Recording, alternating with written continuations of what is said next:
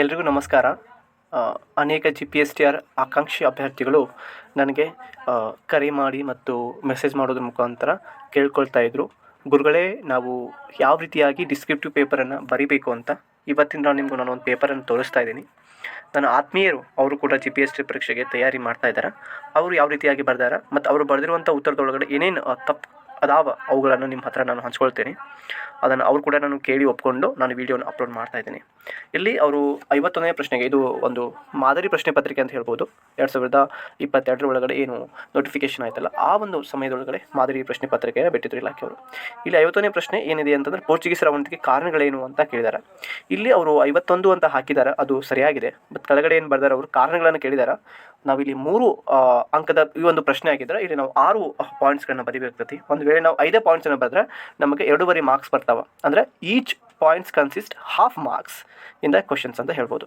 ಇಲ್ಲಿ ನಾವು ನೋಡ್ಬೋದು, ಪೋರ್ಚುಗೀಸರ ಅವನತಿಗೆ ಹಲವಾರು ಕಾರಣಗಳು, ಅವುಗಳೆಂದರೆ ನೋಡಿ, ಈಗ ಪ್ರಶ್ನೆ ಆಲ್ರೆಡಿ ಇದೆ ಅಂದಾದಮೇಲೆ ಮತ್ತೊಂದು ಸಲ ಈ ಒಂದು ಹಲವಾರು ಕಾರಣಗಳ ಏನು ಇದೆ ಅದನ್ನು ಬರೆಯೋ ಅವಶ್ಯಕತೆ ಇಲ್ಲ, ದಯವಿಟ್ಟು ಬರಿಬೇಡ್ರಿ. ಇನ್ನು 1ನೇ ಪಾಯಿಂಟ್ ಹೆಂಗೆ ಬರ್ತಾರೆ ನೋಡ್ರಿ, ಅವರು ಅಲ್ಬುಕರ್ಕ್ ನಂತರ ಬಂದ ಉತ್ತರಾಧಿಕಾರಿಗಳು ಮತ್ತು ಅಧಿಕಾರಿಗಳು ಭ್ರಷ್ಟರಾದರು. ಇದು ಸರಿಯಾಗಿದೆ, ಬಟ್ ಇದನ್ನು ನಾವು ಸಿಂಪ್ಲಿಫೈ ಆಗಿ ಮಾಡಿ ಬರೆಯುವಂತಹ ಅಂಶ ಕೂಡ ನಮ್ಗೆ ಗೊತ್ತಿರಬೇಕು. ಅಲ್ಬುಕರ್ಕ್ನ ನಂತರದ ಉತ್ತರಾಧಿಕಾರಿಗಳು ಭ್ರಷ್ಟರಾದರು ಅಂತ ಬರೆದ್ರೆ ಸರಿಯಾಗಿ ಇರ್ತದೆ ಉತ್ತರ. ಅಂದರೆ ನಾವು ಬಂದರು ಅನ್ನೋದನ್ನು ನಾವು ಡಿಲೀಟ್ ಮಾಡ್ಬೋದು. ನಂತರ 2ನೇ ಪಾಯಿಂಟ್ ಬರ್ದಾರೆ ಅವರು, ನೌಕಾಪಡೆಯ ಸಾಮರ್ಥ್ಯ ಇಂಗ್ಲೀಷ್ ಡಚ್ ಪಡೆಗಳಿಂದ ಕಡಿಮೆ ಇತ್ತು ಅಂತ. ಓಕೆ, ಇದು ಪಾಯಿಂಟ್ ಸರಿ ಇದೆ. ಮತಾಂಧತೆ ಇವರ ಅವನತಿಗೆ ಪ್ರಮುಖ ಕಾರಣವಾಯಿತು. ಅಂದರೆ ಹಿಂದೂಗಳನ್ನು ಬಲವಂತವಾಗಿ ಕ್ರೈಸ್ತ ಧರ್ಮಕ್ಕೆ ಮತಾಂತರಿಸಿತು. ಇದನ್ನು ನಾವು ನೇರವಾಗಿ ಬರೀಬೋದಿತ್ತು ಉತ್ತರ. ಇವಾಗ ಅಲ್ಲಿ ಹೆಂಗಿರ್ತೈತಿ ಅಂತಂದರೆ, ಒಂದು ಪ್ರಶ್ನೆಗೆ 4 ಏನಿರ್ತದೆ, ಒಂದು 4ರಿಂದ 6 ಲೈನ್ಸ್ಗಳು ಇರ್ತಾವೆ. ನಾವು ಇಲ್ಲಿ ಪ್ಯಾರಾಗ್ರಾಫ್ ಟೈಪ್ ಬರೀತಾ ಹೋದರೆ ಓಕೆ, ಅಲ್ಲಿ ನಮಗೆ ಏನು ಸಾಕಂಗಿಲ್ಲ, ಜಾಗ ಸಾಕಂಗಿಲ್ಲ. ಸೊ ಹೀಗಾಗಿ ನಾವು ಆದಷ್ಟು ನಮ್ಮ ಉತ್ತರವನ್ನು ಸಣ್ಣದಾಗಿ, ಚಿಕ್ಕದಾಗಿ ಮತ್ತು ನೇರವಾಗಿ ತಿಳಿಸುವಂತಹ ಪ್ರಯತ್ನ ಮಾಡಬೇಕು. ಇಲ್ಲಿ ನೋಡಿ, ಹಿಂದೂಗಳನ್ನು ಬಲವಂತವಾಗಿ ಕ್ರೈಸ್ತ ಧರ್ಮಕ್ಕೆ ಮತಾಂತರಿಸೋ ಕಾರಣ, ಇದನ್ನು ನಾವು ಇಷ್ಟು ಪಾಯಿಂಟ್ ಬರೆದು ಸಾಕಾಗ್ತೈತಿ. ನೆಕ್ಸ್ಟ್, ಸರ್ಕಾರಿ ನೌಕರು ಕಂಪ್ನಿಗೆ ನಿಷ್ಠರಾಗಿರಲಿಲ್ಲ ಅಂತ ಇದೆ. ಇದು ಸರಿಯಾಗಿದೆ, ಓಕೆನಾ, ನಿಷ್ಠರಾಗಿರೋಂಗಿಲ್ಲ. ಓಕೆ, ವಿಜಯನಗರ ಸಾಮ್ರಾಜ್ಯ ಇವರ ಅವನತಿಗೆ ಪ್ರಮುಖ ಕಾರಣವಾಯಿತು. ವಿಜಯನಗರ ಸಾಮ್ರಾಜ್ಯದ ಅವನತಿ ಇದಕ್ಕೆ ಕಾರಣ, ಇಷ್ಟು ಸಾಕಾಗ್ತದೆ. ಪ್ರಮುಖ ಕಾರಣ ಅನ್ನೋಕ್ಕಿಂತ ಇದಕ್ಕೆ ಕಾರಣ ಅಂತಂತ ಮುಗಿತು. ಅಂದರೆ ನಮ್ಮ ಕಡೆಯಿಂದ ಎಷ್ಟು ಆಗುತ್ತೋ ಅಷ್ಟು ನಾವೇನು ಮಾಡ್ಬೋದು, ಶಬ್ದ ಸಂಪತ್ತನ್ನು ಕಡಿಮೆ ಮಾಡಿ ಮತ್ತು ಆ ಪದವನ್ನು ಬಳಕೆಗಿಂತ ಇನ್ನೊಂದು ಪರ್ಯಾಯ ಪದವನ್ನು ಬಳಕೆ ಮಾಡಿ ನಾವು ಬರೆಯುವಂತಹ ನಮಗೆ ಕೌಶಲ್ಯ ಇರಬೇಕು ಅನ್ನೋದು ನನ್ನ ಒಂದು ಉದ್ದೇಶ. 52ನೇ ಪ್ರಶ್ನೆ ನೋಡ್ರಿ, ಇಲ್ಲಿ ಹರಪ್ಪ ನಾಗರಿಕತೆ ನಗರ ಯೋಜನೆ ಅಂತ ಕೇಳಿದಾರ. ಓಕೆ, ಇದು ಸರಿಯಾಗಿದೆ. ಇಲ್ಲಿ ಅವರು ಪ್ರಶ್ನೆ ಏನು ಕೇಳಿದಾರ, ನಗರ ಯೋಜನೆ ಬಗ್ಗೆ ಬರೀರಿ ಅಂತ ಹೇಳಿದಾರ. ಸೊ 3 ಅಂಕದ ಪ್ರಶ್ನೆ ಆದರೆ ನಾವು 6 ಪಾಯಿಂಟ್ಸ್ ಇರಬೇಕಾಗ್ತೈತಿ. ಇಲ್ಲಿ ಅವ್ರು ಎಷ್ಟು ಪಾಯಿಂಟ್ಸ್ ಅದಾವ, 3 + 2 ಎಷ್ಟಾಯಿತು, 5 ಆಯಿತು. ಓಕೆ, ಸೊ ಅವರು ಇನ್ನೊಂದು ಪಾಯಿಂಟ್ಸನ್ನು ಇಲ್ಲಿ ಬಿಟ್ಟಿದ್ದಾರೆ. ಒಂದು ವೇಳೆ ಅವ್ರು ಏನಾದರೂ ಇದೇ ಒಂದು ಪ್ಯಾರಾಗ್ರಾಫ್ ಕವರ್ ಮಾಡಿದ್ರು ಕೂಡ 5 ಪಾಯಿಂಟ್ ಅಂತ ಕನ್ಸಿಡರ್ ಮಾಡ್ತಾರೆ. ಸೊ ಹೀಗಾಗಿ ನಾವು ಇನ್ನೊಂದು ಪಾಯಿಂಟ್ ಹಾಕಿ ಬರೆಯೋದು ಉತ್ತಮ. ಈ ರೀತಿ 2 ಪಾಯಿಂಟ್ ಒಂದೊಂದು ಅಂಶದೊಳಗಿರೋದು ಬಹಳ ರಾಂಗ್ ಅಂತ ಹೇಳ್ತೇನೆ ನಾನು. ಇಲ್ಲಿ ನೋಡಿ, ಇಲ್ಲಿ ಹರಪ್ಪ ನಾಗರಿಕತೆ ಸುವ್ಯವಸ್ಥಿತವಾಗಿತ್ತು, ಹೌದು. ವೈಜ್ಞಾನಿಕವಾಗಿತ್ತು ಕೂಡ, ಹೌದು. ನಾವು ಇದನ್ನು ಒಂದು ಪಾಯಿಂಟನ್ನು ಕನ್ಸಿಡರ್ ಮಾಡಬೇಕು. ಹರಪ್ಪ ನಾಗರಿಕತೆ ವೈಜ್ಞಾನಿಕವಾದ ನಗರ ಯೋಜನೆಯನ್ನು ಹೊಂದಿತ್ತು. ಇಲ್ಲಿ ನಾವು ಹರಪ್ಪ ನಾಗರಿಕತೆ ಮತ್ತೊಂದು ಸಲ ತಗೊಳ್ಳೋ ಅವಶ್ಯಕತೆ ಇಲ್ಲ, ವೈಜ್ಞಾನಿಕ ನಗರ ಯೋಜನೆ ಹೊಂದಿತ್ತು. ಇದು ಕೂಡ ಸರಿಯಾಗಿರ್ತದೆ. ನೆಕ್ಸ್ಟ್, ಇಲ್ಲಿ ನಗರದಲ್ಲಿ 2 ಭಾಗಗಳಿದ್ವು. ನಗರದಲ್ಲಿ ಪಶ್ಚಿಮ ಮತ್ತು ಪೂರ್ವ ಎಂಬ 2 ಭಾಗ ಇದ್ವು ಅನ್ನೋದು ಮುಗಿದೋಯಿತು. ಪಶ್ಚಿಮದ ಎತ್ತರದ ಪೀಠದ ಮೇಲೆ ರಾಜ ಪರಿವಾರ ಇದ್ದರು, ಪೂರ್ವಕ್ಕೆ ಜನವಸತಿ ಇತ್ತು. ಇದು ಕೂಡ ಸರಿ ಇದೆ. ಓಕೆ, ಸುವ್ಯವಸ್ಥಿತವಾದ 12ರಿಂದ 36 ಅಡಿ ಅಗಲವಾದ ರಸ್ತೆಗಳಿದ್ವು. ಇದು ಕೂಡ ಕರೆಕ್ಟ್ ಇದೆ. ವೈಜ್ಞಾನಿಕ ರೀತಿಯ ಒಳಚರಂಡಿ ವ್ಯವಸ್ಥೆ ಇತ್ತು. ನೋಡಿ, ವೈಜ್ಞಾನಿಕ ರೀತಿಯ ಒಳಚರಂಡಿ ವ್ಯವಸ್ಥೆ ಇತ್ತು. ಓಕೆ, ಸರಿ ಇದೆ. ಬೀದಿ ದೀಪ ಇದ್ವು, ರಕಸ ತೊಟ್ಟೆಗಳಿದ್ವು. ಇದು ಕೂಡ ಸರಿ ಇದೆ. ಬಟ್ ಆದರೆ ಅವರು 5 ಪಾಯಿಂಟ್ಸ್ ಬರೆದಿರೋದು ಇಲ್ಲಿ ಕಡಿಮೆ ಅಂಕಕ್ಕೆ ಕಾರಣ ಆಗ್ತೈತಿ. ಸೊ ಹಿಂಗೆ ಬರಿಬ್ಯಾಡ್ರಿ ಅನ್ನೋದು ನನ್ನ ಒಂದು ಉದ್ದೇಶ. ಇದರೊಳಗಿರುವಂತಹ ಇನ್ನೊಂದು 2 ಪಾಯಿಂಟನ್ನು ನೀವು ಹಾಕಿ ಬರೆದ್ರೆ 7 ಪಾಯಿಂಟಲ್ಲಿ 1 ಪಾಯಿಂಟ್ ಏನಾದರೂ ಕೂಡ ಕಡಿಮೆ ತೂಕವನ್ನು ಹೊಂದಿದ್ರೆ ಉಳಿದಂತಹ 6 ಪಾಯಿಂಟ್ಸ್ಗಳು ಅದನ್ನು ಕವರ್ ಮಾಡ್ತಾವ. ಇನ್ನು 53ನೇ ಪ್ರಶ್ನೆ ನೋಡ್ರಿ, ಅವ್ರ ಪ್ರಶ್ನೆ ಏನು ಕೇಳ್ಯಾರ, ಅಷ್ಟಾಂಗ ಮಾರ್ಗಗಳನ್ನು ಬರೀರಿ ಅಂತ ಹೇಳಿದಾರ. ಅವರು ಅಷ್ಟಾಂಗ ಮಾರ್ಗಗಳ ಅಂದರೆ ಏನು ಸ್ವಲ್ಪ ಹಿನ್ನೆಲೆಗೆ ಹೋಗಿದ್ದಾರೆ. ಅವ್ರ ಉದ್ದೇಶ ಸ್ವಲ್ಪ ಸರಿ ಇರ್ಬೋದು. ಓಕೆ, ಬಟ್ ಆದರೆ ಸಮಯದ ಕೊರತೆ ಇರೋದ್ರಿಂದ ಓಕೆ, ನಾವು ನೇರವಾಗಿ ಉತ್ತರವನ್ನು ಬರೆಯುವುದು ಕೂಡ ಪ್ರಾಕ್ಟೀಸ್ ಮಾಡ್ಕೊಳ್ಬೇಕು. ಅದ್ರ ಜೊತೆಗೆ ಒಂದು ವೇಳೆ ಸಮಯ ಹೆಚ್ಚಿದ್ರೆ, ಒಂದು ವೇಳೆ ನಮಗೆ ಬರೆಯುವಂತಹ ಸ್ಪೇಸ್ ಜಾಗ ಹೆಚ್ಚಿಗೆ ಇದ್ದರೆ ಹೆಚ್ಚಿಗೆ ಬರೆದ್ರು ನೋ ಪ್ರಾಬ್ಲಮ್. ಇಲ್ಲಿ ಅಷ್ಟಾಂಗ 8 ಮಾರ್ಗಗಳಂತಾರೆ. ಅಷ್ಟಾಂಗ ಮಾರ್ಗಗಳು ಅಂತಂದರೆ ಒಳ್ಳೆಯ ನಡತೆ, ಒಳ್ಳೆಯ ನಂಬಿಕೆ, ಒಳ್ಳೆಯ ಧ್ಯಾನ, ಒಳ್ಳೆಯ ಪ್ರಯತ್ನ, ಒಳ್ಳೆಯ ಆಲೋಚನೆ, ಆಲೋಚನೆ, ವಿಚಾರ, ಒಳ್ಳೆಯ ಜೀವನೋಪಾಯ, ಒಳ್ಳೆಯ ಒಂದು ಮನಸ್ಸು ಅಂದರೆ ಮನಸ್ಥಿತಿ, ಒಳ್ಳೆಯ ಕಾರ್ಯ ಅಂತ. ಸೊ 8 ಕಾರ್ಯಗಳು ಇರಬೇಕು ನಮಗೆ. ಒಂದು ವೇಳೆ ಇಲ್ಲಿ 4 ಪ್ಲಸ್ ಈ ಒಂದು 4, ಓಕೆ 8 ಇರಲಿಲ್ಲ, 6 ಇದ್ದು ಅಂತಂದರೆ ಸೊ ನಮಗಿಲ್ಲಿ 2.5 ಮಾರ್ಕ್ಸಿಂದ 2 ಮಾರ್ಕ್ಸ್ ಬರೋವರೆಗೆ ಆ ರೀತಿಯಾಗಿ ಕೊಡ್ತಾರೆ. ಸೊ ಹೀಗಾಗಿ ಎಷ್ಟಾಗುತ್ತೋ 8ಕ್ಕೆ 8 ಕೂಡ ನೇರವಾಗಿ ಬರೀರಿ. ಇಲ್ಲಿ ಅಲ್ಲಾವುದ್ದೀನ್ ಖಿಲ್ಜಿ ಆಡಳಿತಾತ್ಮಕ ಸುಧಾರಣೆಗಳು ಅಂತಿದ್ದಾವ. ಸೊ ಇಲ್ಲಿ ಅಲ್ಲಾವುದ್ದೀನ್ ಖಿಲ್ಜಿ ಆಡಳಿತಾತ್ಮಕ ಸುಧಾರಣೆಗಳು ಅಂತ ಕೇಳಿದರೆ ಇಲ್ಲಿ 3 ಅಂಕಕ್ಕೆ ನೀವು ಎಷ್ಟು ಬರೀಬೇಕು? 6 ಪಾಯಿಂಟ್ಸ್ ಬರೀಬೇಕು. ಒಂದು ವೇಳೆ 4 ಅಂಕಕ್ಕಿದ್ರೆ ನೀವು ಎಷ್ಟು ಪಾಯಿಂಟ್ ಬರೀಬೇಕು? 8 ಪಾಯಿಂಟ್ಸ್ ಬರೀಬೇಕಾಗ್ತೈತಿ. ಇಲ್ಲಿ ಆಡಳಿತಾತ್ಮಕ ಸುಧಾರಣೆ ಅಂತಾರೆ. ಸೈನಿಕರಿಗಾಗಿ ಪಡಿತರ ವ್ಯವಸ್ಥೆ ಆರಂಭಿಸಿದ. ಸರಿ ಇದೆ ಉತ್ತರ. ಕುದುರೆಗಳಿಗೆ ಮುದ್ರ ಹಾಕುವ ದಾಗ್ ಪದ್ಧತಿ ಮತ್ತು ಸೈನಿಕರಿಗೆ ಹಾಜರಿಗಾಗಿ ಚಹಾರ್ ಪದ್ಧತಿಯನ್ನು ಆರಂಭಿಸಿದರು. ಇಲ್ಲಿ ನಾವು ಇದನ್ನು ಒಂದು ಪಾಯಿಂಟನ್ನು ಕನ್ಸಿಡರ್ ಮಾಡಬೇಕಾಗ್ತೈತಿ. ಇವ್ರಿಗೆ ಒಂದು ಪಾಯಿಂಟ್ ಒಳಗಡೆ 2 ವಿಚಾರವನ್ನು ಮಾಡಿದ್ದಾರೆ. ಸೊ ಹಿಂಗೆ ಎಕ್ಸ್ಪ್ರೆಸ್ ಮಾಡಕ್ಕೆ ಹೋಗ್ಬೇಡ್ರಿ ದಯವಿಟ್ಟು ಪ್ಲೀಸ್. 3ನೇ ಪಾಯಿಂಟ್ಸನ್ನು ನೋಡ್ರಿ. ಜನರ ಮತ್ತು ಸೈನಿಕರ ಅನುಕೂಲಕ್ಕಾಗಿ ಜೀವನಕಾರ ವಸ್ತುಗಳು ಬೆಲೆಗಳನ್ನು ನಿಗದಿಪಡಿಸಿದ್ರು. ಓಕೆ, ಇದು ಕೂಡ ಸರಿ ಇದೆ. ಬಟ್ ಆದ್ರೆ ಇಲ್ಲಿ ನಾವು ಏನನ್ನು ನಾವು ತಿಳ್ಕೊಳ್ಬೇಕಂತಂದರೆ ಇಲ್ಲಿ ಜನರ ಮತ್ತು ಸೈನಿಕರ ಅನುಕೂಲಕ್ಕಾಗಿ ಜೀವನಾಧಾರಕ ವಸ್ತುಗಳ ಅಂತಂದರೆ ಅವಶ್ಯಕ ವಸ್ತುಗಳ ಬೆಲೆಗಳನ್ನು ನಿಗದಿಪಡಿಸಿದ್ರು ಅನ್ನೋದು ಇಲ್ಲಿ ಉದ್ದೇಶ ಆಗ್ತದೆ. ನೀವು 2 ವರ್ಡನ್ನು ಬಳಸ್ಕೊಳ್ಬೋದು, ಆದರೆ ಸಾಧ್ಯವಾದಷ್ಟು ಹೆಚ್ಚಿನ ತೂಕದ ಕಡಿಮೆ ಪದವನ್ನು ನೀವು ಬಳಕೆ ಮಾಡಿರಿ ಅಷ್ಟೇ. ತೂಕ ಮತ್ತು ಅಳತೆಗಳಲ್ಲಿ ಮೋಸ ಮಾಡುವ ವ್ಯಾಪಾರ, ದೇಹದಿಂದ ಮೋಸ ಮಾಡಿದ ಪ್ರಮಾಣದಷ್ಟು ಮಾಂಸವನ್ನು ಕತ್ತರಿಸಲಾಗ್ತಾ ಇತ್ತು. ಅಂದರೆ ನಾವಿಲ್ಲಿ ಒಂದು ಕನ್ಕ್ಲೂಷನ್ಸಿಗೆ ಬರ್ಬೋದು. ಅಂದರೆ ವ್ಯಾಪಾರದಲ್ಲಿ ಮೋಸ ಮಾಡುವ ವ್ಯಕ್ತಿಗೆ ಕಠಿಣ ಶಿಕ್ಷೆ ಇತ್ತು ಅಂತಂದು ಈ ರೀತಿಯಾದಂತಹ ಉತ್ತರವನ್ನು ಕೂಡ ನಾವು ಕೊಡಬಹುದು. ಈ ರೀತಿಯಾದಂತಹ ಪ್ಯಾರಾಗ್ರಾಫ್ನಲ್ಲಿ ಉತ್ತರ ಕೊಡೋಕ್ಕಿಂತ ಸಾಧ್ಯವಾದಷ್ಟು ಪಾಯಿಂಟ್ಸಲ್ಲಿ ಕೊಡ್ಬೋದು. ಅಫ್ಕೋರ್ಸ್ ಇದು ನಾನು ಹೇಳ್ತಾ ಇರೋದು ಕೂಡ ಸ್ವಲ್ಪ ಅತಿಶಯೋಕ್ತಿ ಅನಿಸಿದ್ರು ಕೂಡ ನಾವು ಪರೀಕ್ಷೆಯಲ್ಲಿ ಬರಲಿಕ್ಕೆ ಆಗದೇ ಇದ್ರೂ ಕೂಡ ನಾವು ಮನೆಯೊಳಗೆ ಪ್ರಾಕ್ಟೀಸ್ ಮಾಡಿ ಹೋಗ್ಬೇಕಾಗ್ತೈತಿ. ಯಾಕಂದ್ರೆ ಎಲ್ಲವೂ ಕೂಡ ನಾವು ಅನ್ಕೊಂಡಂಗೆ ಆಗಂಗಿಲ್ಲ. ಓಕೆ, ನಾನು ಕೂಡ ಹೇಳ್ತೀನಿ. ಬಟ್ ಆದರೆ ನಾವು ಪ್ರಾಕ್ಟೀಸ್ ಮಾಡಿದರೆ ಯಾವುದೂ ಕೂಡ ದೊಡ್ಡದಲ್ಲ. ಜಗತ್ತಿನೊಳಗಡೆ ನಮ್ಮ ಮನಸ್ಸು ಮಾಡಿಬಿಟ್ರೆ ಏನು ಬೇಕಾದರೂ ಕೂಡ ಗೆಲ್ಬೋದು ಅನ್ನೋದಕ್ಕೆ ನಾವು ಬಹಳಷ್ಟು ನಿದರ್ಶನಗಳನ್ನು ನೋಡಿಬಿಟ್ಟೇವಿ. ಇನ್ನು 55ನೇ ಪ್ರಶ್ನೆಗಳನ್ನು ನೋಡ್ರಿ. ಇಲ್ಲಿ ರಾಮಾನುಜಾಚಾರ್ಯರು ಪ್ರತಿಪಾದಿಸಿದ ತತ್ವಗಳು ಏನಂತ ಕೇಳಿದಾರೆ.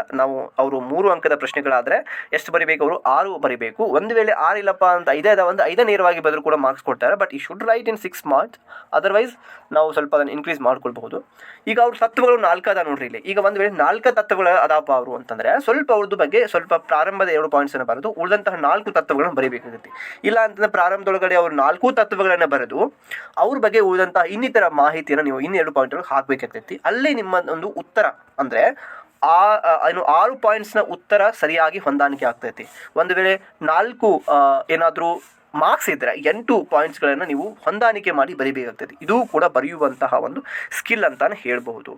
ಕೇಂದ್ರ ಲೋಕಸೇವಾ ಆಯೋಗದ ಕಾರ್ಯಗಳಂತ ಕೇಳಿದ್ದಾರೆ ನೋಡಿ. ಇಲ್ಲಿ ಅವರು ಕಾರ್ಯಗಳನ್ನು ಬರೀಬೇಕು. ಅವರು ಹೆಚ್ಚಿನ ಮಾಹಿತಿಯನ್ನು ಬರ್ದಾರೆ. ಅವ್ರ ಕಾರ್ಯಗಳಷ್ಟೇ ಕೇಳಿದ್ದಾರೆ. ಸೊ ಹಿಂಗೆ ಕಾರ್ಯ ಬಗ್ಗೆ ಬರೀರಿ. ನೀವು ಹೆಚ್ಚಾಗಿ ಬರಲಿಕ್ಕೆ ಹೋಗಬೇಡಿ ದಯವಿಟ್ಟು ಹೇಳ್ತೀನಿ. ಓಕೆ, 320ನೇ ವಿಧಿ ಪ್ರಕಾರ ಕೇಂದ್ರ ಲೋಕಸೇವಾ ಆಯೋಗ ಕಾರ್ಯ ಕೆಲಸ ಮಾಡ್ತೈತೆ, ನಮಗೂ ಗೊತ್ತಿದೆ ಅದು. ಬಟ್ ಆದರೆ ಕಾರ್ಯಗಳಷ್ಟೇ ಕೇಳಿದ್ದಾರೆ. ಇಲ್ಲಿ ನೋಡಿ, ಅಖಿಲ ಭಾರತ ಮಟ್ಟದ ಕೇಂದ್ರ ಸೇವೆಗಳಿಗೆ ಸ್ಪರ್ಧಾತ್ಮಕ ಪರೀಕ್ಷೆಯನ್ನು ನಡೆಸ್ತದೆ. ಅಖಿಲ ಭಾರತ ಮಟ್ಟದ ಸ್ಪರ್ಧಾತ್ಮಕ ಪರೀಕ್ಷೆಗೆ ಸೇವೆಗೆ ಪರೀಕ್ಷೆ ನಡೆಸ್ತದೆ. ಓಕೆ, 1ನೇ ಪಾಯಿಂಟ್ ಸರಿ ಇದೆ. ಕೇಂದ್ರ ಸರ್ಕಾರದ ಗ್ರೂಪ್ ಎ ಮತ್ತು ಹುದ್ದೆಗಳ ವ್ಯಕ್ತಿತ್ವ ಪರೀಕ್ಷೆ ನೋಡಿ. ಈಗ ಅವರು 1ನೇ ಪಾಯಿಂಟಲ್ಲಿರುವಂತಹ ಅರ್ಧ ಪಾಯಿಂಟನ್ನು ಇಲ್ಲಿ ತೊಗೊಂಡಾರ. ಸೊ ಹೀಗಾಗಿ ಇದು ಕನ್ಸಿಡರ್ ಆಗಲ್ಲ. ಸೊ ಈ ರೀತಿಯಾದಂಥ ತಪ್ಪುಗಳನ್ನು ನೀವು ಮಾಡಬೇಡಿ ಅಂತ ನಾನು ಹೇಳಕ್ಕೆ ಇಷ್ಟಪಡ್ತೀನಿ. ಒಂದು ರೀತಿಯೊಳಗೆ ನೇಮಕಾತಿ ನಡೆಸ್ತೈತೆ ಅನ್ನೋದು ಬೇರೆ. ಓಕೆ, ನೇಮಕಾತಿ ಅಂತಂದರೆ ಸ್ಪರ್ಧಾತ್ಮಕ ಪರೀಕ್ಷೆನೂ ಬರ್ತೈತಿ, ತರಬೇತಿನೂ ಕೊಡ್ತೈತಿ, ಎಲ್ಲ ಕೂಡ ಬರ್ತದೆ. ಓಕೆನಾ, ಇದು ಒಂದು ಸಾಂವಿಧಾನಿಕ ವ್ಯವಸ್ಥಿತವಾದ ಹುದ್ದೆ ಅಂತ ಹೇಳ್ಬೋದು. ಓಕೆ, ಬಡ್ತಿ ನೇಮಕಾತಿ ವರ್ಗಾವಣೆ ಸಂಬಂಧ ಸರ್ಕಾರಕ್ಕೆ ಸಲಹೆ ನೀಡ್ತದೆ. ಅಫ್ಕೋರ್ಸ್ ಇದು ಸರ್ಕಾರಕ್ಕೆ ಸಲಹೆ ನೀಡ್ತದೆ, ನೇಮಕಾತಿಗಳನ್ನು ಮಾಡ್ತದೆ. ಅದೇ ರೀತಿಯಾಗಿ ಅವರು ತರಬೇತಿಯನ್ನು ಕೂಡ ಕೊಡ್ತಾರೆ. ಅದು ಎಲ್ಲ ಸಾಮಾನ್ಯವಾಗಿ ಇವರ ಅಂಡರ್ ಒಳಗಡೆ ಬರ್ತದೆ. ನಮ್ಮ ವಾರ್ಷಿಕ ವರದಿಯನ್ನು ರಾಷ್ಟ್ರಪತಿಗೆ ಸಲ್ಲಿಸ್ತದೆ, ಅದು ನಿಜ. ರಾಷ್ಟ್ರಪತಿಗಳ ಸೂಚನೆ ಅನುಸಾರವಾಗಿ ರಾಜ್ಯ ಸೇವೆಗಳು ಕೂಡ ನೇಮಕಾತಿ ಮಾಡ್ತದೆ. ಹಾಗೂ ಕೂಡ ಅವಕಾಶ ಇದೆ. ಬಟ್ ಆದರೆ ರಾಜ್ಯ ಸೇವೆಗಳಿಗೆ ಇದು ನೇಮಕಾತಿಯನ್ನು ಮಾಡೋದು ಬಹುತೇಕ ಕಡಿಮೆ. ಒಂದು ವೇಳೆ ಒಂದು ಸ್ಟೇಟ್ PSC ಒಂದು ವೇಳೆ ವ್ಯವಸ್ಥೆ ಸರಿ ಇಲ್ಲ, ಆ ಒಂದು ವ್ಯವಸ್ಥೆಯನ್ನು UPSC ಕೊಟ್ಟ ಮೇಲೆ ಅದು ನೇಮಕಾತಿ ಮಾಡ್ತೈತೆ, ಅಲ್ಲಿವರೆಗೆ ಮಾಡೋಂಗಿಲ್ಲ. ಓಕೆ, ಇದು ನಿಮಗೆ ಗೊತ್ತಿರಬೇಕು. ಅದೇ ರೀತಿಯಾಗಿ ಇದು ಕೇವಲ ಕೇಂದ್ರ ಸರ್ಕಾರದ ಮಟ್ಟದೊಳಗಡೆ ಸ್ಪರ್ಧಾತ್ಮಕ ಪರೀಕ್ಷೆಯನ್ನು ಕಂಡಕ್ಟ್ ಮಾಡಿ ರಾಜ್ಯ ಮತ್ತು ರಾಷ್ಟ್ರ ಮಟ್ಟದೊಳಗಡೆ ಏನು ಮಾಡ್ತೈತಿ, ಅಧಿಕಾರಿಗಳನ್ನು ಒದಗಿಸುವಂಥ ಕೆಲಸ ಮಾಡ್ತೈತಿ, ತಯಾರು ಮಾಡಿ ಕೊಡುವಂಥ ಕೆಲಸ ಮಾಡ್ತೈತಿ. ಸೊ ಹಿಂಗಿರಬೇಕು. ನಾವು ಕೇವಲ 5 ಪಾಯಿಂಟ್ಸನ್ನು ಮಾಡೋಂಗಿಲ್ಲ, 8 ಪಾಯಿಂಟ್ಸ್ ಇರಬೇಕು, ಇಲ್ಲ ಅಂದರೆ 3 ಅಂಕಕ್ಕೆ 6 ಪಾಯಿಂಟ್ಸ್ ಇರಬೇಕು ಅಂತ. ಇಲ್ಲಿ ಇರಬೇಕಾದ ಕನಿಷ್ಠ ಅರ್ಹತೆಗಳು, ಈಗ ಒಂದು ವೇಳೆ ಕನಿಷ್ಠ ಅರ್ಹತೆಗಳು ಎಷ್ಟು ಇದಾವೆ, 5 ಇದಾವೆ ಅಂತ ತಿಳ್ಕೊರಿ, 5 ಬರೀರಿ ನೀವು ಕರೆಕ್ಟಾಗಿ. ಅಲ್ಲಿ 3 ಅಂಕಕ್ಕಿದ್ರೆ 6 ಬರೆಯೋಂಗಿಲ್ಲ. ಬಟ್ ಆದರೆ ಒಂದು ಹೆಚ್ಚಿನ ಅಂಶಗಳನ್ನು ನೀವು ಅದರೊಳಗೆ ಏನು ಮಾಡ್ಬೋದು, ಬರೀಬೋದು. ಇಲ್ಲಿ ಭಾರತದ ಪ್ರಜೆ ಆಗಿರಬೇಕು, ಕನಿಷ್ಠ 30 ವಯಸ್ಸನ್ನು ಹೊಂದಿರಬೇಕು. ಈಗ ನೋಡ್ರಿ, ಈಗ ಕನಿಷ್ಠ 30 ವರ್ಷ ವಯೋಮಿತಿಯ ಹೊಂದಿರಬೇಕು. ಓಕೆ, ಸರಿ ಇದೆ. ಕೇಂದ್ರ ಮತ್ತು ರಾಜ್ಯ ಸರ್ಕಾರದ ಯಾವುದೇ ಲಾಭದಾಯಕ ಹುದ್ದೆಯಲ್ಲಿರಬಾರ್ದು. ಕರೆಕ್ಟ್, ನಾವು ಹೆಂಗೂ ಹೇಳ್ಬೋದು, ಯಾವುದೇ ಲಾಭದಾಯಕ ಹುದ್ದೆಯಲ್ಲಿರಬಾರ್ದು. ದಿವಾಳಿ ಆಗಿರಬಾರದು, ಸರಿಯಾಗಿದೆ. ಮತಿಭ್ರಮಣೆ ಉಳ್ಳವರಾಗಿರಬಾರ್ದು, ಸರಿ ಇದೆ. ಸಂಸತ್ತು ಕಾಲಕ್ಕೆ ನಿಲ್ಲಿಸುವ ಇತರೆ ಅರ್ಹತೆಗಳನ್ನು ಹೊಂದಿರಬೇಕು, ಅದು ಕೂಡ ಸರಿಯಾಗಿದೆ.